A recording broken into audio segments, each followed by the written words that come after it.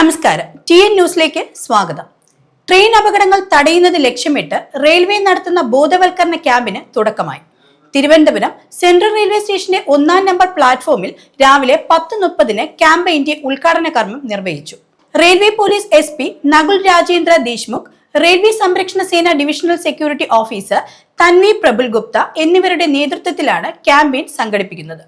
ട്രെയിനുകൾക്ക് നേരെ ഉണ്ടാകുന്ന കല്ലേറ്, റെയിൽ പാളങ്ങളിൽ കല്ലുകളും മറ്റും വെച്ച് സൃഷ്ടിക്കുന്ന അപകടങ്ങൾ, റെയിൽവേ ലൈൻ മുറിച്ചു കടക്കുമ്പോൾ ട്രെയിൻ തട്ടി ഉണ്ടാകുന്ന അപകടങ്ങൾ എന്നിവയ്ക്കെതിരെയുള്ള ബോധവൽക്കരണമാണ് ഈ ക്യാമ്പയിൻ വഴി നടക്കുന്നത്.